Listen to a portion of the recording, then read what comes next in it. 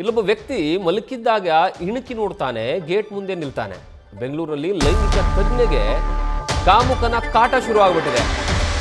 ರಾತ್ರಿ ಆದ್ರೆ ಸಾಕು ಬೆಡ್ರೂಮ್ ಬಳಿ ಪ್ರತ್ಯಕ್ಷನಾಗುವಂತಹ ಸೈಕೋ ಪ್ರಶ್ನೆ ಏನಾದ್ರೂ ಮಾಡಿದ್ದೆ ಆದ್ರೆ ಮಾತನಾಡದೆ ಸುಮ್ಮನೆ ನಿಂತ್ಕೊಂಡ್ಬಿಡ್ತಾನೆ. ಕೋರಮಂಗಲದ ಪೊಲೀಸ್ ಠಾಣೆಗೆ ಈ ಒಂದು ವಿಚಾರಕ್ಕೆ ಸಂಬಂಧಪಟ್ಟ ಹಾಗೆ ದೂರನ್ನ ದಾಖಲಿಸಲಾಗಿದೆ. ಆ ವೈದ್ಯೆಯಿಂದ ಬೆಂಗಳೂರು ನಗರದ ಖ್ಯಾತ ಲೈಂಗಿಕ ತಜ್ಞೆಗೆ ಈ ರೀತಿಯಾದಂತಹ ಕಾಟವನ್ನು ಕೊಟ್ಟಿರುವಂತಹ ಕಾರಣಕ್ಕಾಗಿ ಈಗ ದೂರನ್ನು ದಾಖಲಿಸಲಾಗಿದೆ.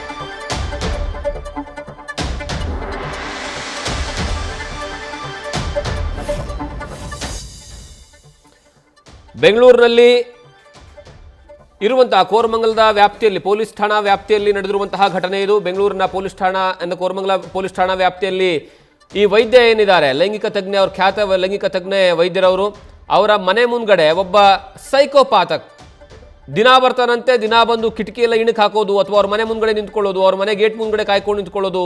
ರಾತ್ರಿ ಆದರೆ ಸಾಕು ಅವರ ಬೆಡ್ರೂಮ್ ಏನಿರುತ್ತಲ್ಲ, ಮನೆಯಲ್ಲಿರುವಂತಹ ಬೆಡ್ರೂಮ್, ಆ ಬೆಡ್ರೂಮ್ ಕಿಟಕಿಯ ಪಕ್ಕದಲ್ಲಿ ಬಂದು ನಿಂತ್ಕೊಳ್ತಾನಂತೆ.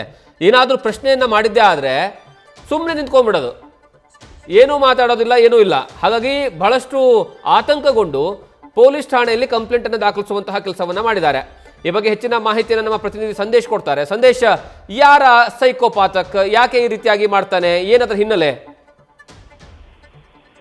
ಜಗದೀಶ್, ಸದ್ಯ ಈಗ ಕೋರಮಂಗಲ ಪೊಲೀಸರು ಕೂಡ ಈಗಾಗಲೇ ಸಿಸಿಟಿವಿಗಳನ್ನ ಹುಡುಕುವ ಮುಖಾಂತರವಾಗಿ, ಜೊತೆಗೆ ವೈದ್ಯ ನೀಡಿರುವಂತಹ ದೂರಿನ ಆಧಾರದ ಮೇಲೆ ಆಕೆಯಿಂದ ಆರೋಪಿಯ ಒಂದು ಮುಖಚಹರೆಯನ್ನ ಅಥವಾ ಮುಖಚಹರೆಯ ಮಾಹಿತಿಯನ್ನ ಈಗಾಗಲೇ ಪಡೆದುಕೊಳ್ಳುವಂತ ಕೆಲಸವನ್ನ ಮಾಡಿದ್ದಾರೆ. ಯಾಕಂದ್ರೆ ವೈದ್ಯಗೆ ಪ್ರತಿದಿನ ಕೂಡ ಅಂದ್ರೆ ಮಲಗಿದಂತ ಸಂದರ್ಭದಲ್ಲಿ ಹೊರಗಡೆ ಕಾಟ ಕೊಡೋದು ಬೇರೆ, ಅಂದ್ರೆ ರಸ್ತೆಯಲ್ಲಿ ಬರುವಂತ ಸಂದರ್ಭದಲ್ಲಿ ಸಾಕಷ್ಟು ಬಾರಿ ಬೀದಿ ಕಾಮುಕರು ಕಾಟ ಕೊಟ್ಟಿರೋದನ್ನ ನೋಡಿದ್ದೀವಿ. ಆದ್ರೆ ಈತ ರಸ್ತೆಯಲ್ಲಿ ಕಾಟ ಕೊಡೋದಲ್ಲದೆ ಮನೆಯಲ್ಲಿ ಮಲಗಿದಂತ ಸಂದರ್ಭದಲ್ಲೂ ಕೂಡ ಕಣ್ಣು ಬಿಟ್ರೆ ಕಿಟಕಿಯಲ್ಲಿ ಬಂದು ನಿಂತ್ಕೊಳ್ತಾ ಇರ್ತಾನೆ. ಜೊತೆಗೆ ಬೆಡ್ರೂಮ್ ಬಳಿ ಕೂಡ ಪ್ರತ್ಯಕ್ಷ ಆಗ್ತಾ ಇರ್ತಾನೆ. ಅಂದ್ರೆ ಆ ಮನೆಗೆ ಕಿಟಕಿಗಳು ಎಲ್ಲೆಲ್ಲಿ ಇದೆಯೋ ಆ ಕಿಟಕಿಗಳಲ್ಲೆಲ್ಲವೂ ಕೂಡ ಬಂದು ಪ್ರತ್ಯಕ್ಷವಾಗಿರ್ತಾನೆ. ಜೊತೆಗೆ ಬಂದು ಸುಮ್ನೆ ನಿಂತ್ಕೊಂತಾನೆ. ಈ ಸಂದರ್ಭದಲ್ಲಿ ವೈದ್ಯರು ಮಾತನಾಡಿದ್ರು ಕೂಡ ಏನ್ ಬೇಕು ನಿನಗೆ, ಯಾಕೆ ಬಂದಿದ್ಯಾ ಅಂತ ಪ್ರಶ್ನೆ ಮಾಡಿದ್ರು ಕೂಡ ಆತ ಯಾವುದೇ ರೀತಿಯ ಉತ್ತರವನ್ನ ಕೊಡದೆ ಬರೀ ಆಕೆಯನ್ನ ಹಿಂಬಾಲಿಸ್ಕೊಂಡು ಹೋಗುವಂತ ಕೆಲಸವನ್ನ ಕೂಡ ಮಾಡ್ತಾ ಇದ್ದ. ಇದೇ ರೀತಿಯಲ್ಲಿ ಸುಮಾರು 3 ತಿಂಗಳಿಂದಲೂ ಕೂಡ ಏನೂ ಮಾತನಾಡದೆ ಅವರನ್ನ ಫಾಲೋ ಮಾಡ್ತಿದ್ದಂತಹ ಹಿನ್ನೆಲೆಯಲ್ಲಿ 112ಗೆ ಕರೆ ಮಾಡಿ ಒಂದು ದಿನ ದೂರನ ಕೊಡ್ತಾರೆ.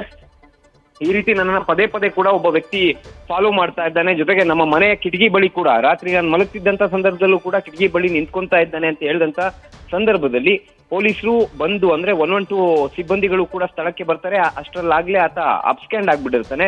ಈಗ ಸದ್ಯ ಕೋರಮಂಗಲ ಪೊಲೀಸ್ ಠಾಣೆಯಲ್ಲಿ ಕೇಸ್ ಕೂಡ ದಾಖಲಾಗಿರೋದ್ರಿಂದ ಸುತ್ತಮುತ್ತಲ ಸಿಸಿಟಿವಿಗಳನ್ನ ಕೂಡ ಈಗಾಗಲೇ ಪರಿಶೀಲನೆಯನ್ನ ನಡೆಸ್ತಾ ಇದ್ದಾರೆ. ಹೀಗಾಗಿ ಆರೋಪಿಯ ಮಾಹಿತಿ ಕೂಡ ಈಗಾಗಲೇ ವೈದ್ಯರು ನೀಡಿರೋದ್ರಿಂದ ಈಗ ಪೊಲೀಸರು ಕೂಡ ಹುಡುಕಾಟವನ್ನ ಮುಂದುವರಿಸಿದ್ದಾರೆ. ಜಗದೀಶ್, ಥ್ಯಾಂಕ್ ಯು ಸಂದೇಶ್, ನಿಮ್ಮೆಲ್ಲ ಮಾಹಿತಿಗಾಗಿ.